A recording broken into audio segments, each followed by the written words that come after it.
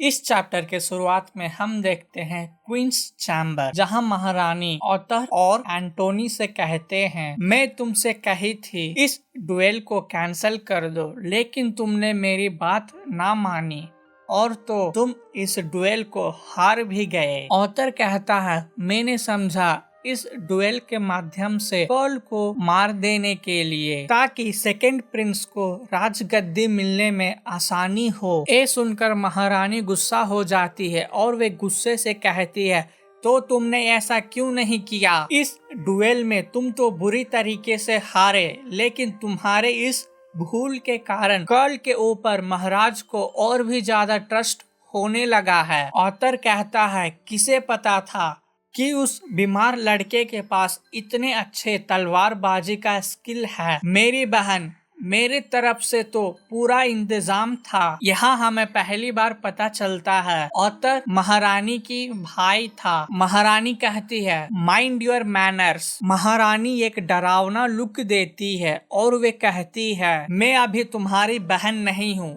मैं इस पूरे किंगडम का महारानी हूँ, तो तुम मुझसे तमीज से बात किया करो। ये सुनकर ऑथर डर जाता है और वे घबराते हुए कहता है, ये सब मेरी गलती है, मुझे माफ करें, मैं एंटोनी को ना रोक पाया। सीन यहाँ चेंज होता है एंटोनी की ओर। एंटोनी अपने घुटने पर बैठता है और कहता है, यूर मेजेस्टी, ये सब मेरी गलती है। मैं ललित का फीलिंग सही तरीके से समझ नहीं पाया, जिसके कारण मिसअंडरस्टैंडिंग हो गई और मैं गुस्से से गलत डिसीजन ले बैठा। तो आपको जो भी पनिशमेंट देना है वो मुझे दे, मेरे पिताजी को कुछ ना करे। महारानी कर्ल को देखती है और उससे कहती है, तुम भूलना मत, तुम इस बैलेस फैमिली के कैसे एक लौते वारिस बने। और वे कहती हैं, अगर तुम मुझे अगली बार निराश किए तो फिर तुम्हारे भाइयों का कुर्बानी बेकार हो जाएगा। एंटोनी ये सुनकर थोड़ा गुस्सा हो जाता है और कहता है, ठीक है, मैं इस बात को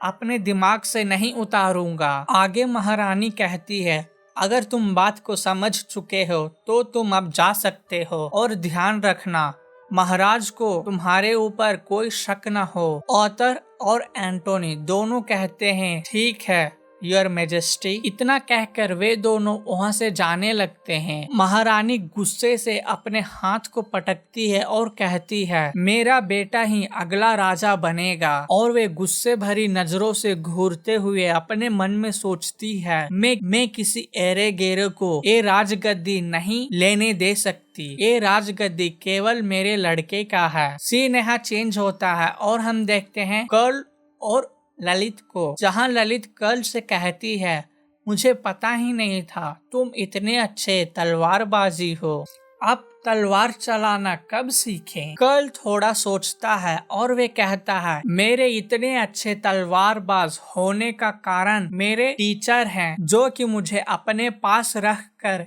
मुझे ये तलवार चलाने का शिक्षा दिए थे।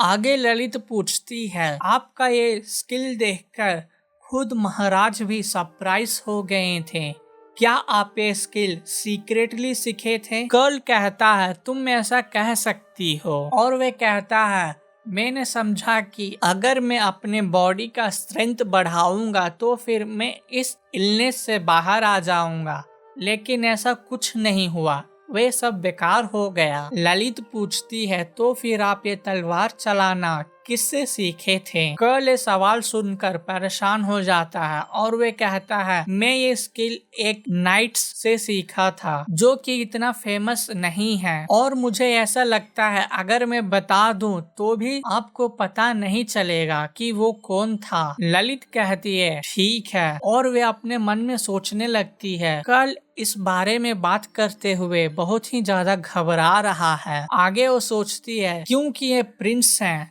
तो फिर ये किसी एरे गेरे नाइट्स से थोड़ी ना सीखे होंगे। और फिर उसे अचानक याद आता है जेन के भाई के बारे में और वे सोचती है, क्या मैं इस बारे में कर्ल से अभी बात करूं? लेकिन कर्ल के पास तो रेवन नाइट्स हैं। ये सुनने में बहुत ही अजीब लग रहा है। और फिर वो नोटिस करती है कि वो लोग एक जगह पर आ जाते हैं। वो जगह एक सुंदर सा लाइट हाउस होता है, जिसके आजू बाजू में ढेर सारा फूल खिले हुए होते हैं और उसके दूसरे ओर समुंदर का पानी भी बह रहा होता है। ललित ये सब देखकर बहुत ही खुश हो जाती है और कहती है, इतना सुंदर जगह, वो भी इस जगह पे, मैं उम्मीद नहीं की थी। आगे वो कहती है, मुझे विश्वास ही नहीं हो रहा कि ऐसा कोई जगह हमारे किंगडम में था। आपने इसे कैसे ढूंढा? कर्ल कहता है, ये मेरा सीक्रेट हाइड आउट है। ललित ये सुनकर चौंक जाती है और कहती है, एक हाइड आउट? तभी कर्ल कहता है, जब जब मुझे पेन होने लगता है और मेरे दर्द से चिल्लाने के कारण मेरे भाई और मेरे पिताजी मुझे एक मॉन्स्टर की तरह देखते थे। जिस तरह से वो मुझे देखते थे उसे देखकर मुझे तो मेरे दर्द से ज्यादा उनके आंखों में मेरे छवि मुझे बहुत ही ज्यादा दर्दनाक दिखता था। उसके बाद से जब भी मुझे ऐसा दर्द होने लगता था मैं इस जगह पे आ जाता हूँ और जब तक मेरा दर्द शांत ना हो तब तक मैं यहीं रह जाता था। ललित कर्ल से पूछती है, वो दर्द कैसा होता है? कर्ल कहता है, जब भी मुझे दर्द होने लगता है तब ऐसा लगता है मानो मेरे दिल को हजारों बार चाकू से घोंपा गया हो। और फिर जब ये दर्द पूरे बॉडी में होने लगता था तब मुझसे ठीक तरीके से सांस भी नहीं लिया जाता है। मुझे याद भी नहीं मैं कितने बार इस दर्द के कारण सुसाइड करने की भी कोशिश की थी, लेकिन मुझसे नहीं हो पाया। आगे कर ललित को देखते हुए कहता है, अगर ये तुम्हारे लिए नहीं होता तो शायद मैं इस डुएल में हार जाता। ललित ये सुनकर ब्लश करने लगती है और वे अपने मन में सोचने लगती है, अचानक ये मेरे दिल के साथ क्या हुआ? ये इतना जोर से धड़कने क्यों लगा? कर्ल आगे ललित से कहता है, थैंक यू ललित, अगर तुम नहीं होती, अगर तुम सही समय पर मेरे हाथ को नहीं पकड़ती और मेरे ऊपर पूरा विश्वास नहीं करती तो शायद मैं उस डुएल में कभी जीतता ही नहीं। ललित ये सुनकर और भी ज्यादा ब्लश करने लगती है और वे कहती है, थैंक यू, और अपने मन में सोचती है, मुझे बहुत ही शर्म आ रही है, मुझे जल्दी से ये टॉपिक को बदलना होगा। आगे वो कर्ल से कहती है, वे सब तो ठीक है, लेकिन आप इतने जल्दी क्यों अपने हाथ को पीछे खींच लिए थे? कर्ल कहता है, अगर मैं तुमसे कहूँगा तो तुम मेरे ऊपर विश्वास नहीं करोगी। जिस समय तुमने मेरे हाथ को पकड़ा था अचानक ही मेरे पूरे शरीर में एक अलग ही जोश भर गया था और दर्द ऐसे गायब हो गया मानो वो कभी था ही नहीं। ललित ये सुनकर काफी खुश हो जाती है और वे कहती है, आपका रिकवर तो बहुत ही ज्यादा फास्ट हो गया है। देखें, मैंने आपसे पहले ही कहा था मेरे साथ मैरिज कॉन्ट्रैक्ट करने में आप ही का फायदा होगा। कर्ल ललित का हाथ पकड़ लेता है और कहता है, हाँ तुम सही थे और हमारा शादी तो हमारे नसीब में लिखा था। आगे वो कहता है, तो फिर मुझे विश्वास है हमारे शादीशुदा जिंदगी में किसी भी तरह की रिग्रेट नहीं रहेगा। और वो कहता है, आप क्या सोचते हैं इसके बारे में? ललित ये सुनकर ब्लश करने लगती है। सीन यहाँ चेंज होता है और हम देखते हैं रॉयल पैलेस, जहाँ महारानी महाराज से कहते हैं, आप कैसे ये परमिशन दे सकते हैं कर्ल को कि वो राज्यसभा में बैठ सके और रॉयल मीटिंग भी अटेंड कर सके? आप बिना मुझसे पूछे ये सब कैसे कर सकते हैं? महाराज ये सुनकर थोड़ा हैरान हो जाते हैं और वे कहते हैं, कब से महाराज को महारानी के परमिशन लेने का जरूरत पड़ गया है? महारानी कहती है, यूर मेजेस्टी, कर्ल तो एक दासी का बेटा है,